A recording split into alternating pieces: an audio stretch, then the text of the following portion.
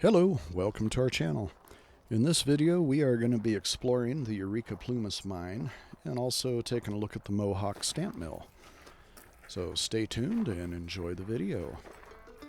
The Plumas Eureka Mine was discovered in 1851 and was one of the most productive gold mines in the northern Sierra Nevada mountains.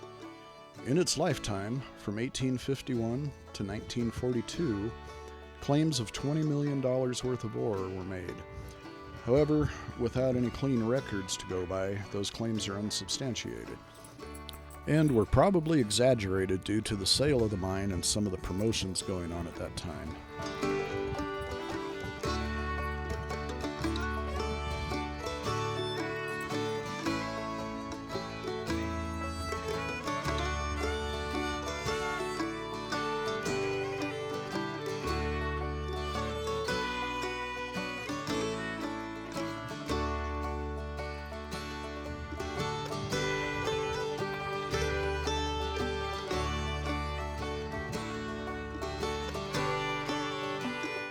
Between 1872 and 1902, while owned by the Sierra Buttes Mining Company, the mine produced around $7 million.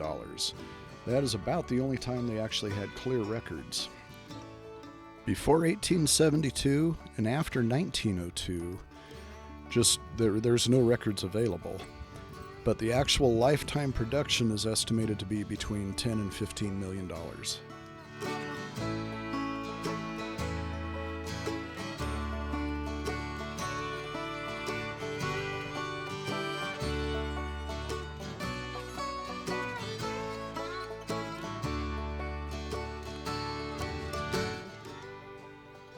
On May 23, 1851, the mine was discovered by a group of prospectors while out searching for a mythical Gold Lake. When a couple of the men were climbing to the peak of Gold Mountain, now Eureka Peak, they found a quartz vein roughly 1,500 feet off the valley floor. The vein was about 400 feet long, 20 feet wide, and sat about 4 feet above the ground. This was the top of the chimney, a rich gold-bearing vein that would not be worked out until 1865. The group got some friends together to open the mine, and with a total of 36 members, they created the Eureka Company, which was the first company incorporated for mining in California.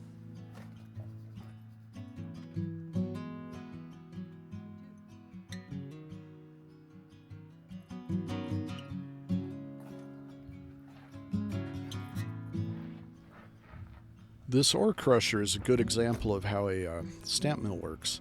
The big wheel turns, moving those, I don't even know what those are called, but they lift the weights up and down, and right there you can see the weights, and those are actually the stamps, and that's what breaks up the rock.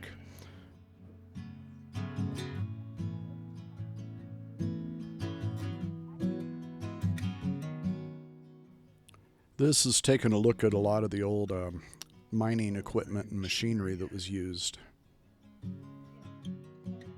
An independent mine report done in 1936 told that the mine did not run out of ore, but its underground workings were underwater and the pumps could not handle it.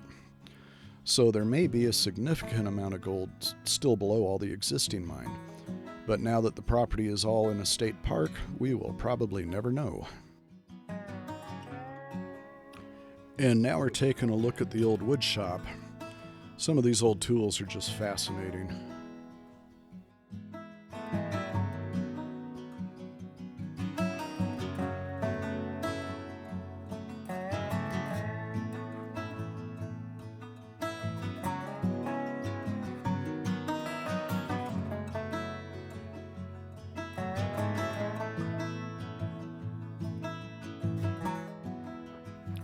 This is a water monitor used in hydraulic mining, where they would just blast the hillsides with large quantities of water.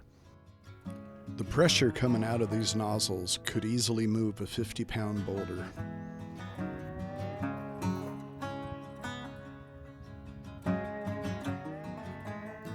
And now we're looking at the Blacksmith Shop. And while he was there, we did get to meet him. He wasn't operating that day, but I finally got my handmade stake flipper, so you'll see that in a video coming up soon. We have been here once before while he was in operation, and if you ever get a chance, it is fascinating to watch these guys work. So that little thing is to bend the rails to put the curves in the tracks. Kenai panting for gold.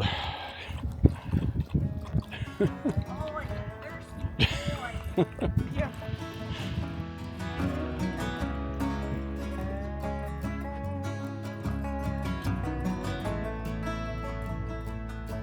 So this apparently is the powerhouse for the mine once they got electricity.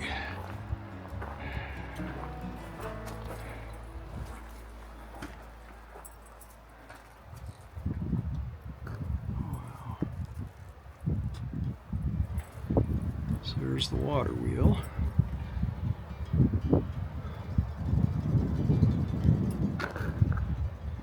There's the big pulley. Another view of the pulley. And then back in there you can see the water wheel.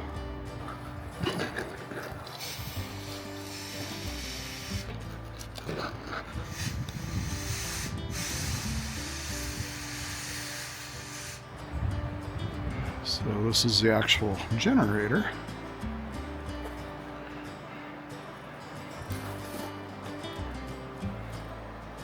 This belt went over the big pulley, which was turned by the water wheel, which turned the generator.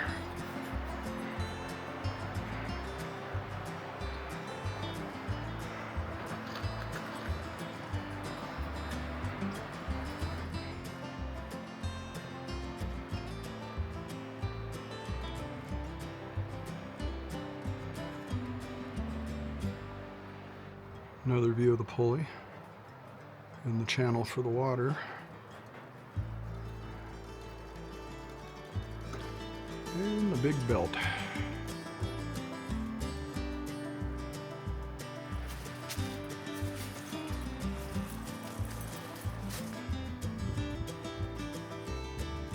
So this is the old water pipe that went to the powerhouse, which is right over there. It created the electricity.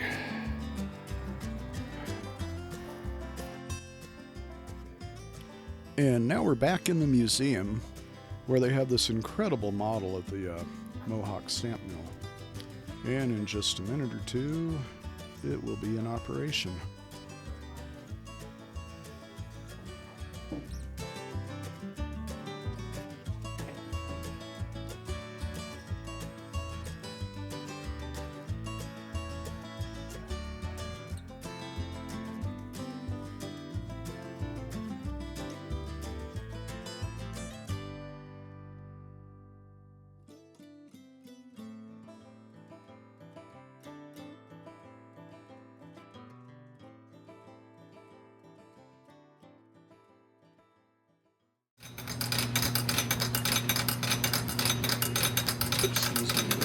There's the stamps.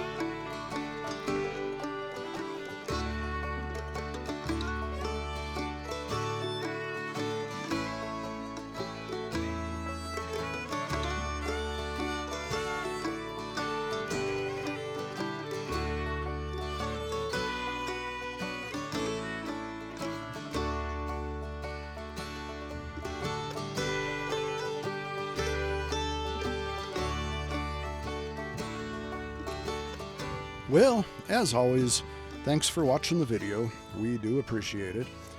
Please give us a thumbs up. Leave us a comment. Let me know what your favorite part of the video was and if you've been here before. And don't forget, please subscribe. It would really, really help us out. Thanks a lot.